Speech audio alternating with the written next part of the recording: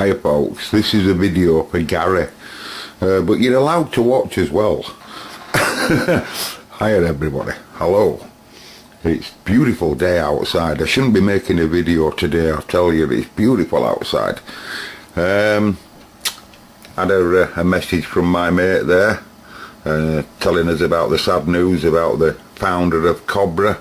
It's terrible, isn't it, really? When you think about that, it's really bad. You know, if you look at the dates that he were working at the company there, look, 61 to 85, well, in all that period of time, that's when I think they made the best radios unit then. You know, all down to him.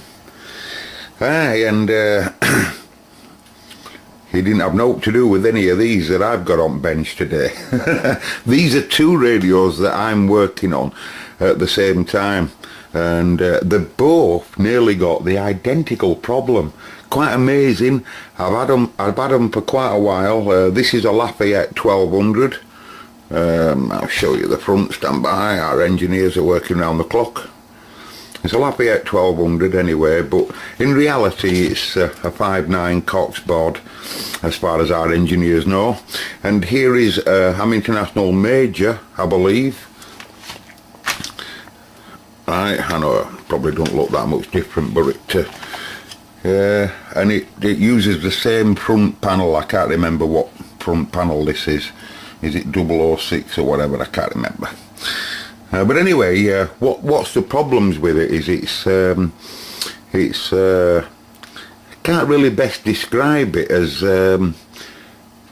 its span of frequency capture on its VCO is very narrow banded. For example, the radio is naturally out of lock. You can get it to lock up at the top part of its channels from high band, maybe into a little bit of super high, and then it'll go out of lock. Or it's the other way around, you can get it to work in its low band, and as soon as it starts getting up to a bit near mid band, it goes out of lock.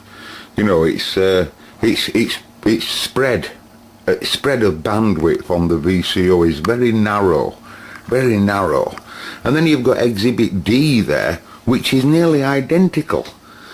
You know, you can retune VCO and you can get him to be at the top end, you know, or the bottom end, whichever, but they don't seem to have a lot of spread and they want to go out of lock. Now I'm not too sure just what's going on.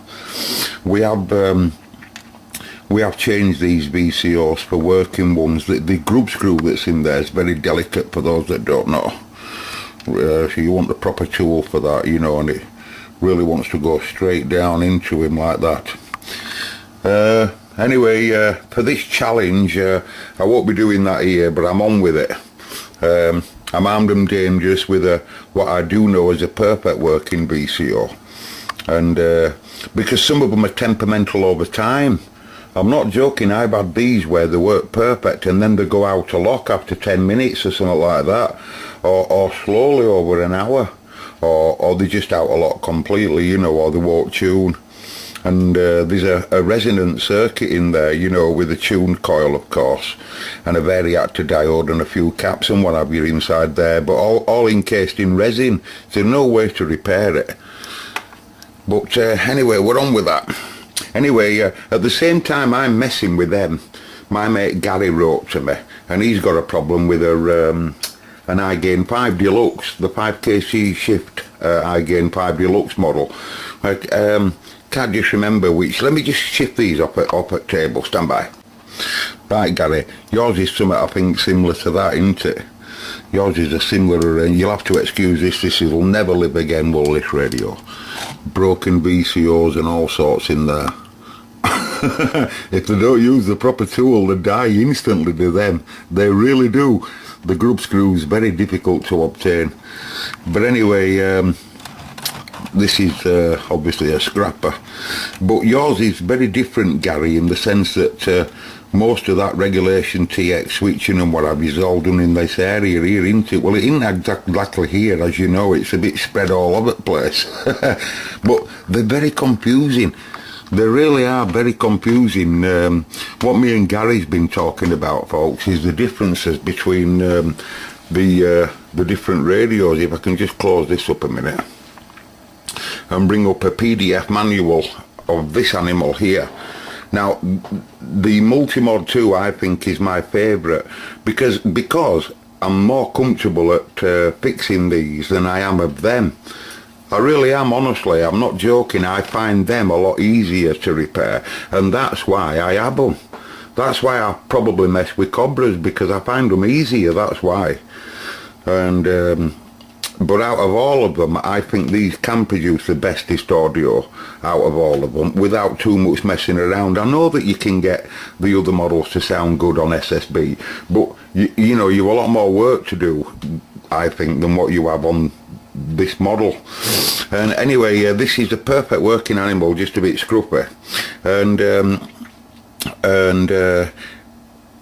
you know, my mate Gary's got a problem on his. It won't produce any TX.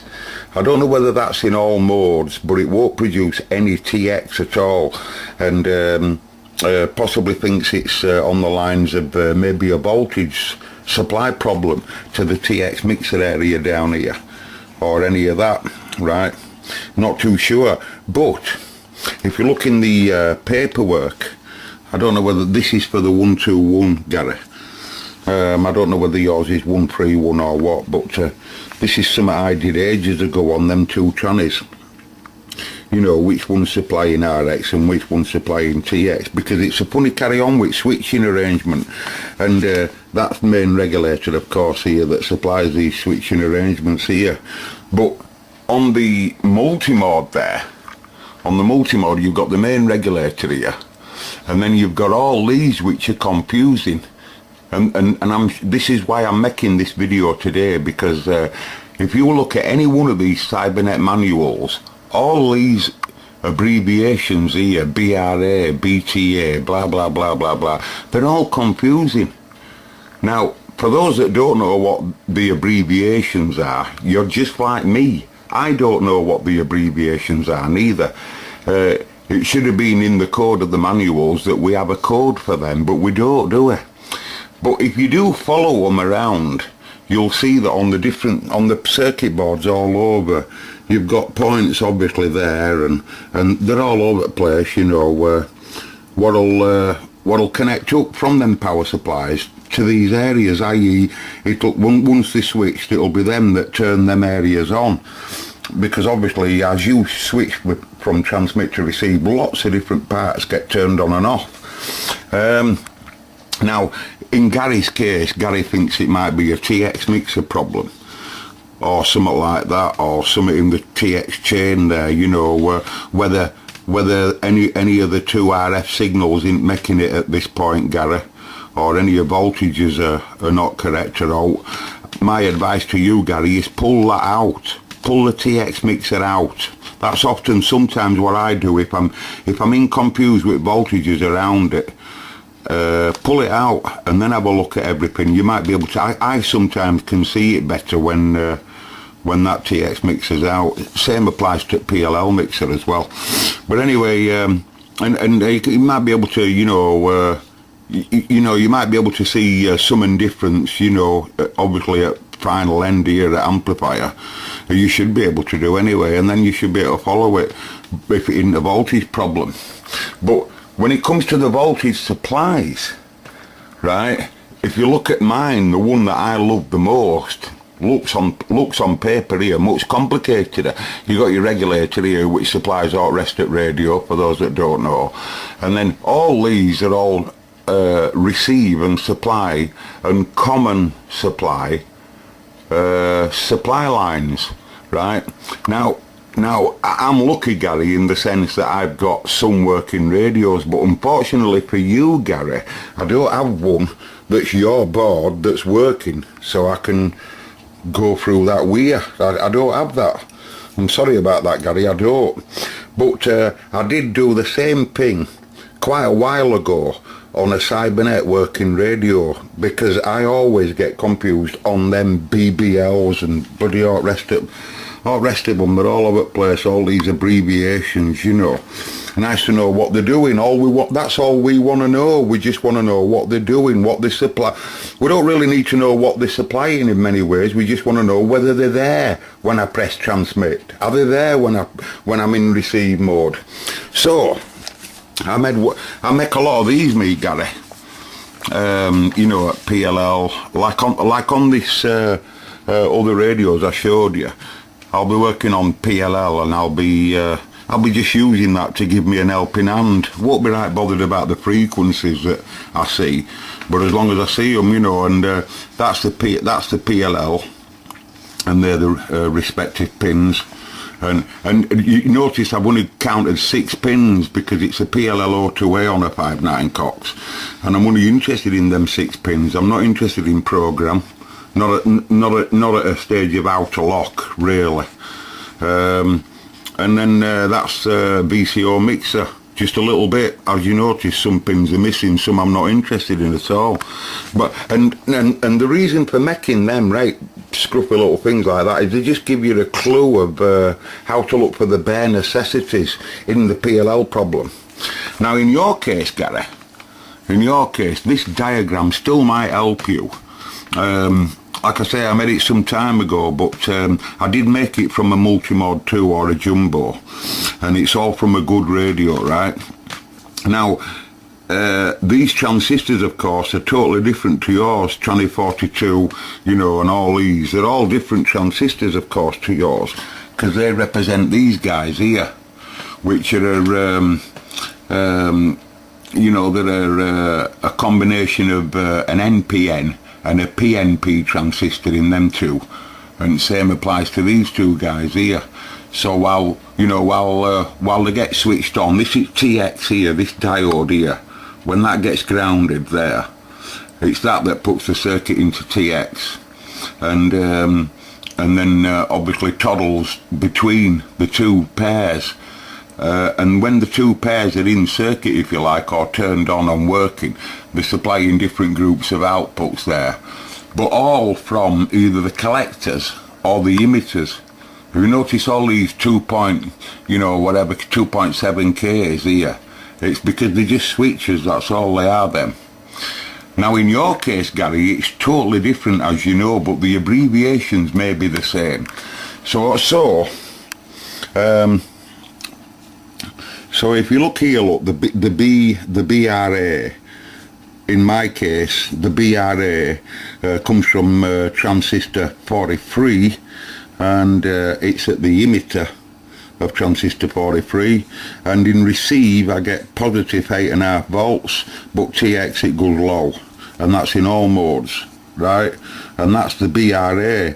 So I would imagine that R stands for receive, right? And then transistor 42 at the collector, right, when it's at receive there, when it's at receive it's nothing, that's what that means. And when it's in AMTX it goes to 9.4, FMTX 9.4, but in SSB nothing. And that stands for BTA, the T probably being transmit, right? And in that case, they all come from collector, but you only have to look at what them abbreviations are, Gary, and what they're doing in my radio. You know what I mean? So if you had one of them supplies missing, i.e.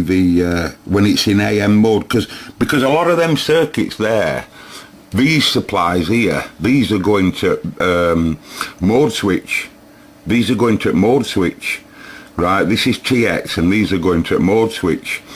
So for example, when it's in SSB mode, or when it's in AM and FM mode, the whole supply arrangement up here completely changes.